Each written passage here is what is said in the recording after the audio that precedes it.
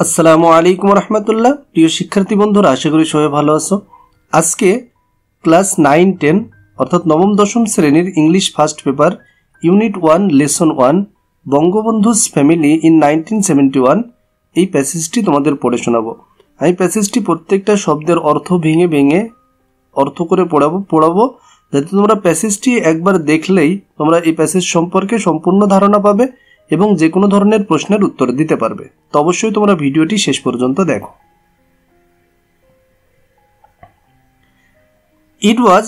এটা ছিল the night অর্থাৎ রাত্রি অফ 25 মার্চ 25শে মার্চের 1971 1971 সালে। তাহলে এটা 1971 সালের 25শে মার্চের রাত ছিল।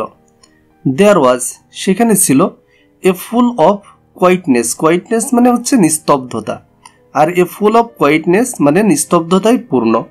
অ্যাট বঙ্গবন্ধুস হোম বঙ্গবন্ধুর বাড়িতে। অ্যাট ধানমন্ডি রোড নং 32 ধানমন্ডির 32 নম্বর বাড়িতে।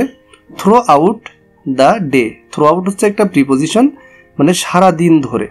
তাহলে পুরো প্যাসেজের অর্থ সেন্টেন্সের অর্থ যখন তোমরা করবা শেষের থেকে অংশটা নিতে হবে যে থ্রো আউট দ্য ডে সারাদিন ধরে ধানমন্ডির 32 নম্বর রোডের বঙ্গবন্ধুর বাড়িটি ছিল কি নিস্তব্ধতায় পূর্ণ ছিল। Bangabandhu Sheikh Mujibur Rahman and his family members এবং তার পরিবারের সদস্যরা, ফ্যামিলি মেম্বার্স পরিবারের সদস্যরা কুড অ্যাপ্রিহেন্ড মানে বুঝতে পারা, কোনো কিছু অনুমান করতে পারা। কুড অ্যাপ্রিহেন্ড তারা বুঝতে পেরেছিল দ্যাট যে সামথিং ট্রাজিক, সামথিং মানে কিছু, ট্রাজিক মানে মর্মান্তিক। তো সামথিং ট্রাজিক মর্মান্তিক কিছু ওয়াজ গোয়িং টু হ্যাপেন, এটা হচ্ছে ঘটতে চলেছে। যে বঙ্গবন্ধু এবং তার পরিবারের সদস্যরা তারা যে দুঃখজনক কিছু বা মর্মান্তিক কিছু ঘটতে চলেছে সেটা বুঝতে পেরেছিল। গান শটস অর্থাৎ গুলির আওয়াজ ওয়ার হেয়ার্ড শোনা যাচ্ছিল অ্যারাউন্ড দ্য সিটি মানে সারা শহরে, পুরা শহরে গুলির আওয়াজ শোনা যাচ্ছিল। বঙ্গবন্ধুস ইল্ডেস্ট সন, এই যে বঙ্গবন্ধুস এটাকে পসেসিভ বলা হয়, মানে বলতে হবে বঙ্গবন্ধুর, অ্যাপোস্ট্রফি এর যুক্ত শব্দ তার সাথে র বা এর যুক্ত করতে হয়। তাহলে বঙ্গবন্ধুস ইল্ডেস্ট সন মানে বঙ্গবন্ধুর বড় ছেলে Sheikh Kamal was out of home, সে ছিল বাড়ির বাইরে। ফর্ম মানে তৈরি করা, গঠন করা, তার সাথে আইএনজি প্রিপোজিশনের পরে ভার্বের সাথে আইএনজি যুক্ত থাকে। তাহলে ফর্মিং তৈরি করতে। ব্যারিকেডস মানে হচ্ছে বাঁধ, তার বাঁধ তৈরিতে তিনি বাড়ির বাইরে ছিলেন। এগেনস্ট মানে বিরুদ্ধে একটা প্রিপোজিশন।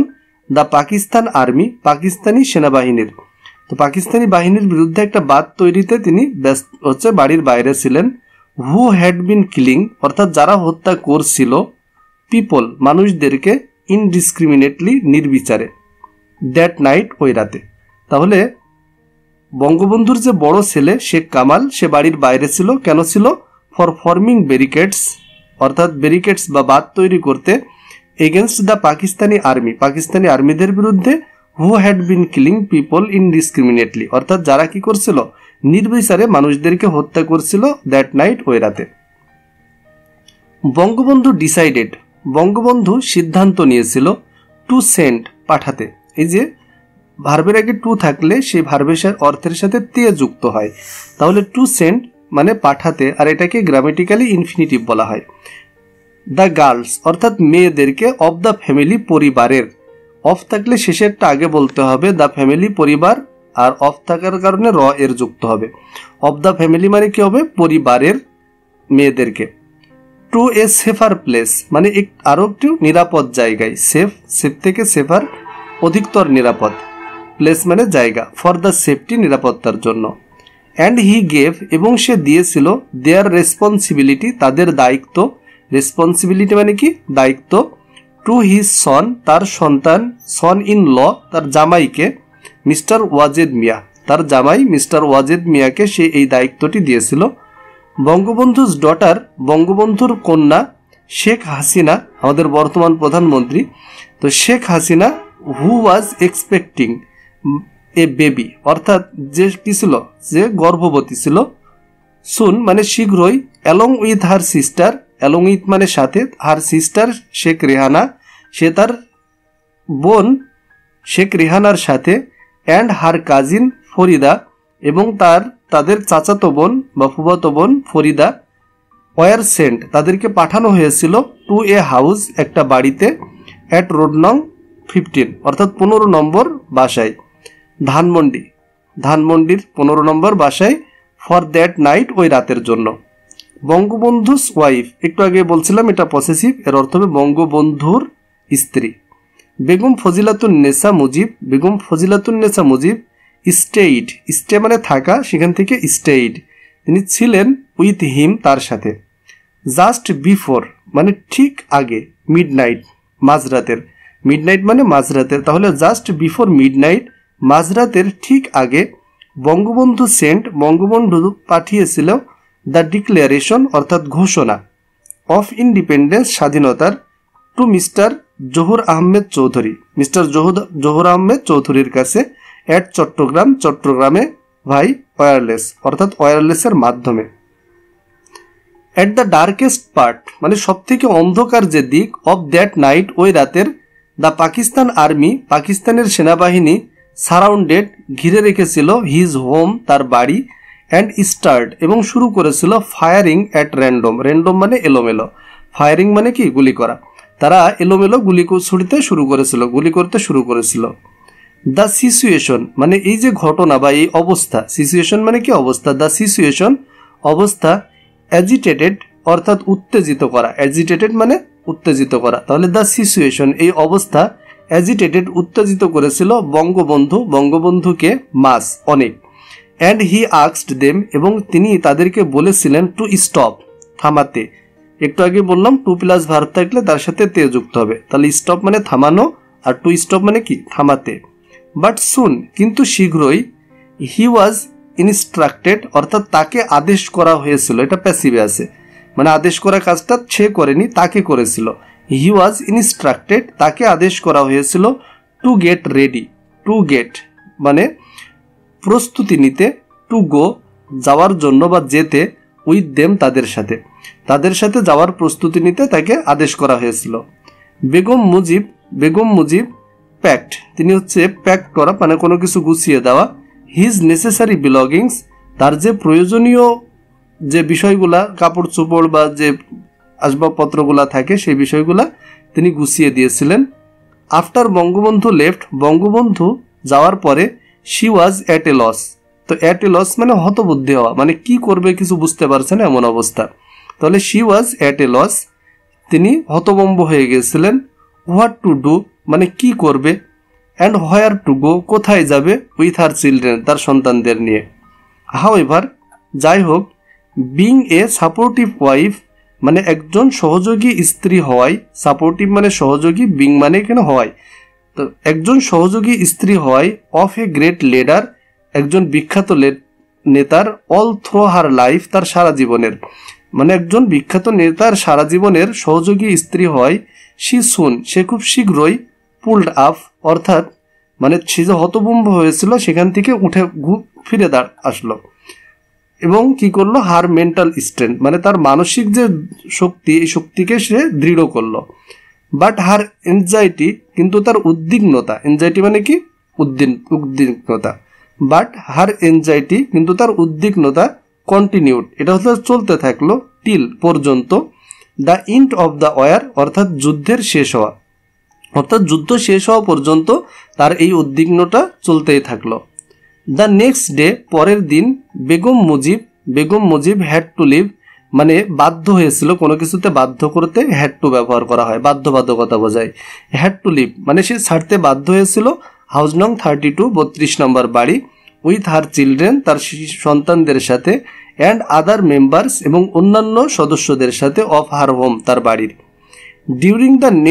ডিউরিং মানে মধ্যে, the next couple of months অর্থাৎ পরবর্তী 2 মাসের মধ্যে, কাপল বলতে জোড়া বোঝায়, তো পরবর্তী 2 মাসের মধ্যে, দে তারা মানে স্থানান্তরিত করা, তারা স্থানান্তর করেছিল, ফ্রম ওয়ান শেল্টার মানে হচ্ছে আশ্রয়, মানে একটা আশ্রয় থেকে, টু অ্যানাদার অন্য আশ্রয়ে, from one shelter to another মানে এক আশ্রয় থেকে অন্য আশ্রয়ে, ইন সার্চ মানে খোঁজে, অফ এ সেফার প্লেস একটা নিরাপদ জায়গার। তার মানে একটা নিরাপদ জায়গার খোঁজে তারা এক জায়গা থেকে আরেক জায়গায় স্থানান্তর করছিল। ডিউরিং দেয়ার স্টে তাদের থাকার সময়, ডিউরিং মানে কোনো একটা সময়ের মধ্যে, তাহলে ডিউরিং দেয়ার স্টে তাদের থাকার সময়ের মধ্যে, ইন দোজ প্লেসেস ওই জায়গাগুলোতে, সাম পিপল কিছু মানুষ, কেম ফরওয়ার্ড এগিয়ে এসেছিল, টু হেল্পিং দেম তাদের সাহায্য করতে। হোয়াইল যখন, সাম রিফিউজড কেউ কেউ প্রত্যাখ্যান করেছিল, টু গিভ দেম শেল্টার তাদেরকে আশ্রয় দিতে। টু গিভ দিতে, দেম তাদেরকে, শেল্টার মানে আশ্রয়, তাহলে টু গিভ দেম শেল্টার তাদেরকে আশ্রয় দিতে। ফর ফেয়ার মানে ভয়ের কারণে, অফ দেয়ার ওন সেফটি তাদের নিজেদের নিরাপত্তার। হোয়েন দেয়ার প্রভিশন, প্রভিশন মানে সম্পদ, হোয়েন দেয়ার প্রভিশন যখন তাদের সম্পদ, রান শর্ট মানে কমে গিয়েছিল, শেখ কামাল কি করছিল, হু হ্যাড অলরেডি যে ইতোমধ্যেই যোগদান করেছিল দ্য লিবারেশন ওয়ার স্বাধীনতা যুদ্ধে, কেম টু দেম তাদের কাছে এসেছিল, ইন ডিসগুইস মানে হচ্ছে ছদ্মবেশ, সে ছদ্মবেশে তাদের কাছে এসেছিল, অ্যান্ড ডেলিভার্ড এবং প্রদান করেছিল, সাম মানি কিছু টাকা। সাম ভেরি ক্লোজ পিপল, সাম কিছু, ভেরি ক্লোজ পিপল অনেক নিকটের মানুষ, অলসো সাপোর্টেড তারাও সহযোগিতা করেছিল, দ্য ফ্যামিলি ওই পরিবারকে, উইথ মানি টাকা দিয়ে, অ্যান্ড ফুড স্টাফ এবং খাদ্য দিয়ে। সোফার তখন পর্যন্ত, দ্য ফ্যামিলি মেম্বার্স পরিবারের সদস্যরা, ওয়ার ইগনোরেন্ট, ইগনোর মানে তো অবহেলা করা, মানে তারা অবহেলিত হচ্ছিল বা জানতে পারছিল না, অ্যাবাউট বঙ্গবন্ধুস কন্ডিশন বঙ্গবন্ধুর অবস্থা সম্পর্কে। সাডেনলি হঠাৎ করে, দে কেম টু নো তারা জানতে পেরেছিল, দ্যাট যে, হি ওয়াজ এলাইভ সে জীবিত আছে, অ্যান্ড হ্যাড বিন টেকেন এবং নিয়ে যাওয়া হয়েছে, টু পাকিস্তানে। বেগম মুজিব স্টার্ট তিনি শুরু করেছিলেন, টু কিপ কন্ট্যাক্ট অর্থাৎ যোগাযোগ রাখতে, উইথ আওয়ামী লীগ লিডার্স আওয়ামী লীগের নেতাদের সাথে। বাট সুন কিন্তু শীঘ্রই, দ্য ফ্যামিলি ওয়াজ টেকেন ওই পরিবারটাকে নিয়ে যাওয়া হয়েছিল, টু ধানমন্ডিতে হাউস নং 18 নম্বর বাড়িতে, by the Pakistan army Pakistani সেনাবাহিনীর দ্বারা, অ্যান্ড কিপ্ট এবং রাখা হয়েছিল, আন্ডার হাউস অ্যারেস্ট গৃহবন্দী করে। হাউএভার যাই হোক, পিপল উড কাম মানুষ আসতো, টু দেয়ার হোম তাদের বাড়িতে, উইথ ভ্যালুয়েবল ইনফরমেশন গুরুত্বপূর্ণ তথ্য নিয়ে, ইন ডিসগুইস ছদ্মবেশে, মানুষ ছদ্মবেশে, অফ ভেন্ডর্স অর্থাৎ বিভিন্ন বিক্রেতা ছদ্মবেশে মানুষ তাদের বাড়িতে গুরুত্বপূর্ণ তথ্য নিয়ে আসতো। অলসো আরও, সাম উড কেউ ছিল, উড থ্রো তারা হচ্ছে নিক্ষেপ করত, পিসেস অফ ওয়েস্ট পেপার অর্থাৎ ময়লা কাগজের টুকরো, উইথ ইম্পর্টেন্ট ইনফরমেশন গুরুত্বপূর্ণ তথ্য, রাইটেন অন দেম তার উপরে লিখে, অর্থাৎ গুরুত্বপূর্ণ তথ্য কোনো ময়লা কাগজে লিখে সেটা তাদের বাড়িতে নিক্ষেপ করত। In the month of May মাসে, দ্য সেম ইয়ার একই বছরের মে মাসে, পাকিস্তান আর্মি সেট ফায়ার তারা গুলি করেছিল, টু বঙ্গবন্ধুস টুঙ্গিপাড়া হোম বঙ্গবন্ধুর টুঙ্গিপাড়ার বাড়িতে, তারা টুঙ্গিপাড়ার বাড়িতে আক্রমণ করে। In front of his parents বঙ্গবন্ধুর পিতামাতার সামনেই। এ ইয়াং ম্যান একজন যুবক মানুষ, ফ্রম দ্য ভিলেজ ওই গ্রাম থেকে, প্রোটেস্ট মানে হচ্ছে প্রতিবাদ করা, প্রতিবাদ করেছিল, দ্য ইভিল ডিড এই অন্যায় কাজের, অ্যান্ড ওয়াজ শট ডেড এবং তাকে সেখানেই গুলি করে হত্যা করা হয়। বোথ দ্য প্যারেন্টস অব বঙ্গবন্ধুর পিতামাতা উভয়ই, ফিল ইল তারা অসুস্থ বোধ করছিল, অসুস্থ হয়ে পড়েছিল, ইন অক্টোবর মাসে, অ্যান্ড ওয়ার অ্যাডমিটেড এবং তাদের ভর্তি করা হয়েছিল, টু দ্য পিজি হসপিটালে।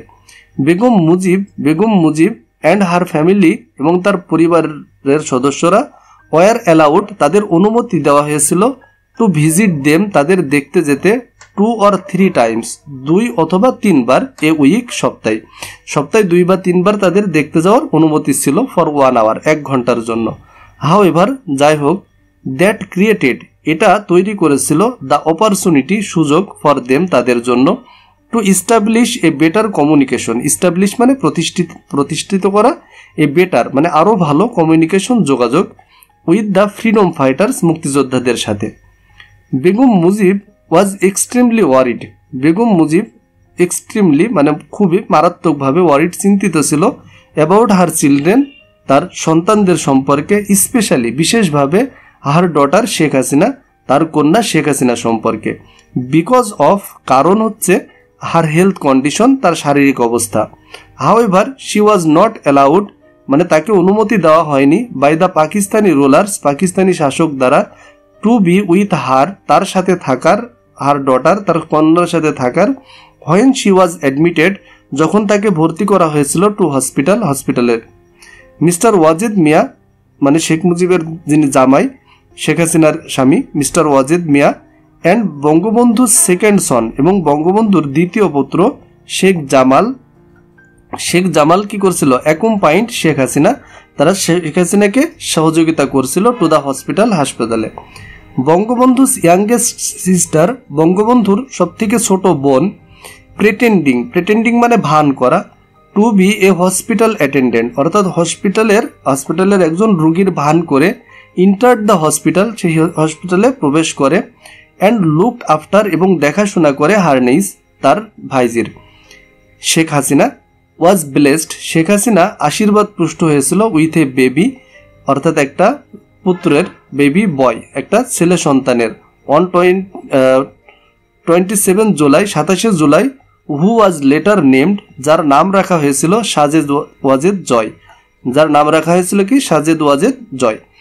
অ্যাজ দ্য পাকিস্তান আর্মি যেহেতু পাকিস্তানি সেনাবাহিনী অফেন ইউজ টু থ্রেটেন প্রায়ই হুমকি দিচ্ছিল শেখ জামালকে that they would hang him upside যে তারা তাকে মানে মাথা নিচু করে ঝুলিয়ে রাখবে, আপসাইড ডাউন অর্থাৎ মাথাটা নিচুর দিকে দিয়ে ঝুলিয়ে রাখবে।